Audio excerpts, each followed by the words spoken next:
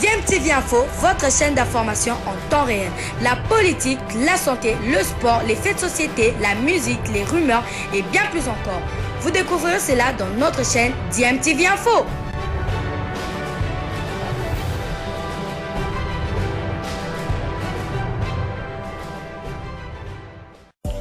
Vous êtes sur DMTV, bonjour ou bonsoir, tout dépend de l'heure à laquelle vous nous suivez. Tout plaisir est pour nous de vous retrouver, mais surtout de savoir que vous êtes nombreux en train de suivre votre chaîne YouTube DMTV. DMTV qui vous propose l'actualité, vous propose également des analyses et des réflexions sur des sujets d'actualité, sur des faits sociaux, tout simplement sur des réalités que nous observons ici chez nous en République démocratique du Congo. Roger Lukaku Menema est déjà à Kinshasa. Le nouveau manager du Daring Club Motema Pembe a posé ses valises dans la capitale congolaise hier soir. L'ancien international congolais qui a été nommé à ce poste il y a quelques jours va avoir une séance de travail ce jeudi avec la personne qu'il a nommée. Il s'agit du nouveau président du club vert et blanc de Kinshasa, Paul Kasembele, ce avant de tenir une conférence de presse tout à l'heure à 15h, comme l'a indiqué la direction donc de communication du Daring Club Motema Pembe. Desampé, vous le savez, a remporté la dernière édition de la Coupe du Congo et va donc être sur 2 fronts la saison prochaine, la Coupe de la Confédération ainsi que la Vodacom Ligue 1.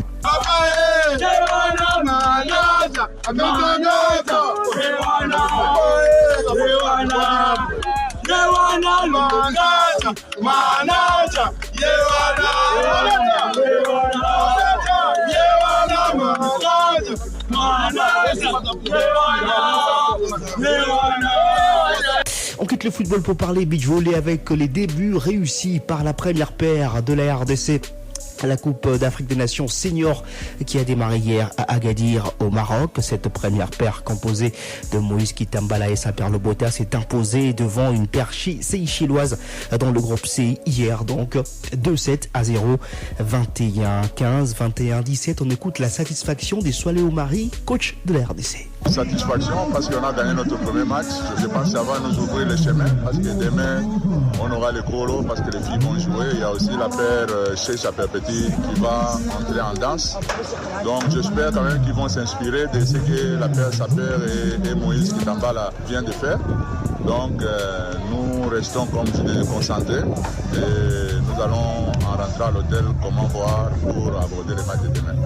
Voilà, c'est là le coach de l'équipe nationale senior de la RDC, Swalé Omari. Et donc la RDC, je l'ai dit, dans les précédentes éditions, aligne 4 paires dans ces championnats d'Afrique des Nations, 2 chez les messieurs et 2 chez les dames.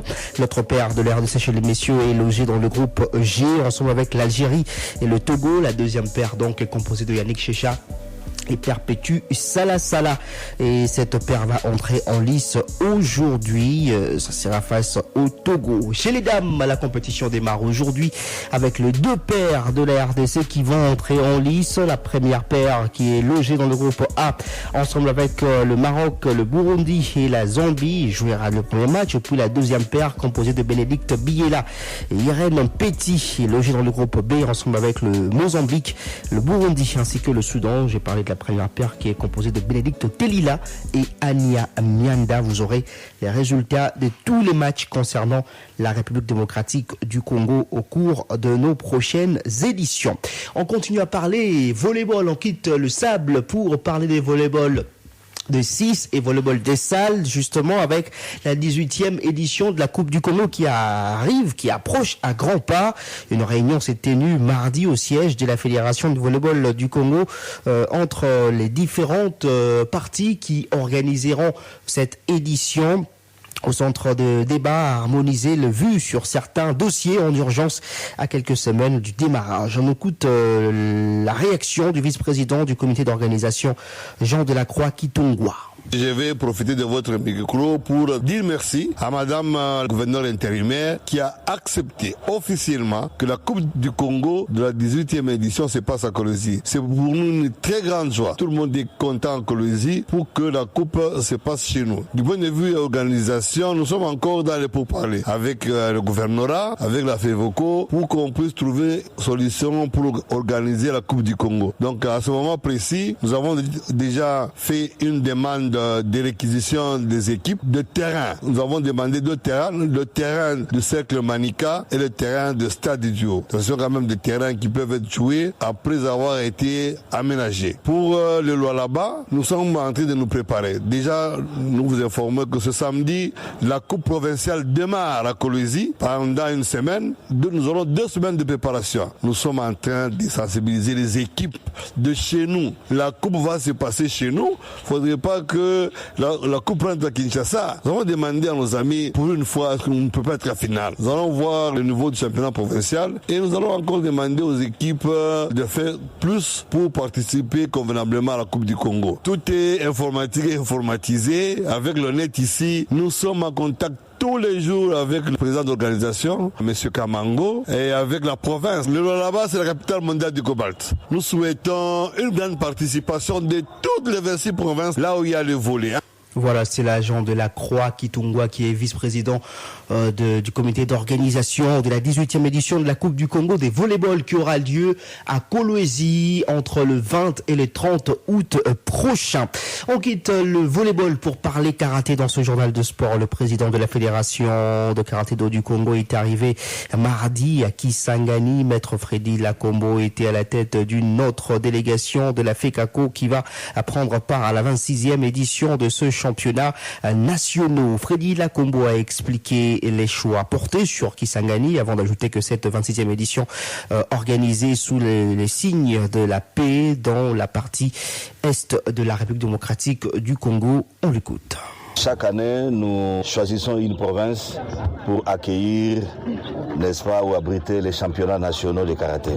La chance a souri à la province de la Chopo. Cette année, il fallait qu'on soit à l'Équateur, en Bandaka, mais avec ce qui s'est passé par rapport à l'épidémie d'Ebola, nous avons dû changer d'adresse ou changer de destination, tenant compte des interventions aussi de la Ligue de la province de la Chopo, appuyée par l'insistance de l'honorable Dedoche, nous avons cédé et accepté que les championnats nationaux se tiennent finalement à Kisangani. C'est une nouvelle expérience pour la Chopo. Elle est une jeune ligue. Difficilement, elle se met en place pour essayer d'exister. Mais déjà, à sa première année, elle va avoir ce baptême de feu qui est l'organisation des championnats nationaux. Allez-y comprendre que la tâche ne lui sera pas facile. Joindre Kisangani, c'est pas facile de partout. La RDC étant un sous-continent, il y a des problèmes, n'est-ce pas, de connexion routière comme aérienne. Il faut comprendre que nous aurons un léger retard de 48 heures que nous allons rapidement combler, d'autant plus que nous avons eu à placer 2 tatamis. Ces championnats nationaux sont mis sous les signes de la paix. Les sportifs congolais, face à l'impératif de la paix, gage de la cohésion nationale. Vous êtes sans ignorer que l'Est de la RDC est victime depuis plusieurs années, depuis plusieurs décennies, de guerres récurrentes. Voilà, c'était le président de la Fédération de karaté-do du Congo, Freddy Lakombo, sont attendus ce jeudi. Quelques membres du comité olympique congolais qui vont superviser l'Assemblée générale ordinaire de la FECACO prévue sur place le dimanche 31 juillet. Mais il y a des modifications concernant la compétition suite aux différents retards pris par les différentes délégations pour rallier la ville de Kisangani, initialement prévue pour demain. Les combats vont démarrer finalement le samedi. Aujourd'hui, le séminaire des arbitres va donc commencer. Ce séminaire ira jusqu'à demain, vendredi. Puis donc, c'est aujourd'hui que nous connaîtrons d'ailleurs le nouveau calendrier de ces championnats nationaux, 26e édition. On parlait handball dans ce journal des sports avec l'entente urbaine de handball de Kinshasa qui va se poursuivre aujourd'hui chez les messieurs avec le match prévu à 14h juste au terrain annexe du stade Raphaël entre JSK, jeunesse sportive de Kinshasa, et Police Junior. C'est donc à 14h, comme je l'ai dit. JSK occupe la 2e position pour l'instant du classement de cette compétition avec 14 points après 7 matchs joués. Derrière, Oka qui est en tête avec 16 points après 8 matchs joués. Chez les dames, c'est Héritage qui domine le classement avec 12 points après 6 matchs joués. Et donc, vous voyez donc que la compétition est très serrée. Et chez les messieurs, comme d'habitude, avec ce match de retard que JSK a par rapport à Oka, les 2 meilleures équipes de handball de Kinshasa dans la version masculine.